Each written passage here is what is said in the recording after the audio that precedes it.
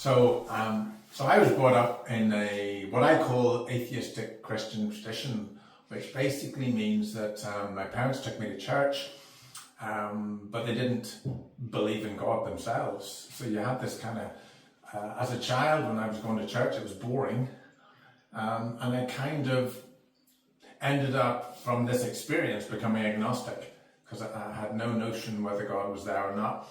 And I lived basically an agnostic life. If it felt good, do it, sort of thing. But there was something gnawing at the back of my spirit, because I remember whenever I was at uni, I remember going back and sitting at the back of this church where all the boring meetings were, and I just said in my heart or in my mind, I said, God, you're not there.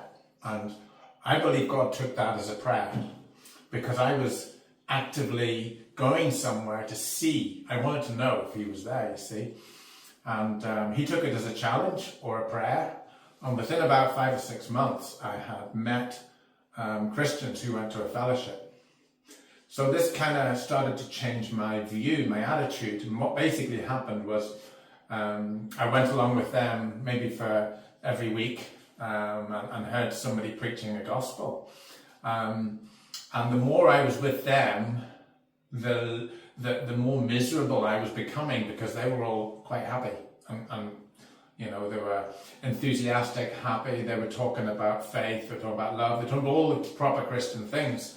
And I was realizing that what Christianity really was, it was a walk of kind of faith.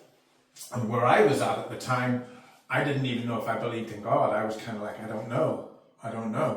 And I knew I had to do something to move from where I was, because I could see I was miserable, really. And I prayed what I call the if prayer, which is, if you're there, God, come into my life. If you're there, can you help me live this life? And there was no instant change that I recall, but I know within a few days, and maybe by the end of the week, I remember once when I was praying at night, and it was like my spirit just went up and hit the ceiling, and I just thought, I can't question God again. It was a definite experience that there was something there, and I couldn't deny it anymore. I had become a Christian. I'd taken a step of faith, and God started to change my heart and my attitude. There was a girl involved as well. There was a Christian girl who was talking to me and encouraging me. But my journey of faith had begun, and I was the only Christian in my family. But still, looking back now, I got very excited as a young Christian. I didn't have people to tell me what to do all the time, and I was going back to London. And what I did is I went back to the same parties as I used to go to in London, but I didn't bring a drink. I just brought water.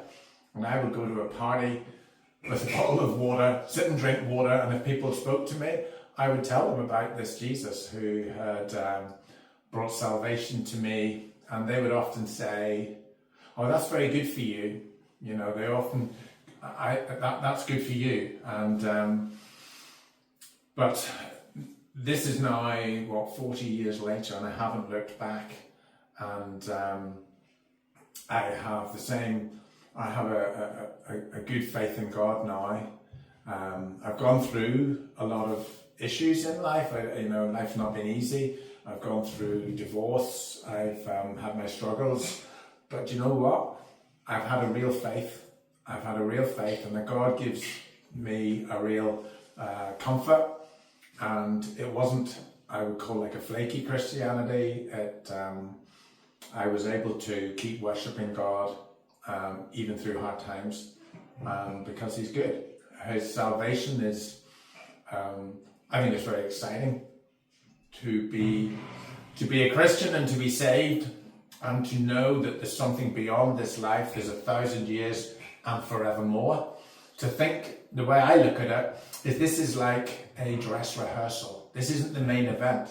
People might tell you this, that you only live once, but hey, you only live once, but you can't take anything physical or practical with you. But you see the unseen things, the faith, love, hope, all those things, you will one day you'll be looking back and this will be a vague recollection of the thing that happened. It's called life.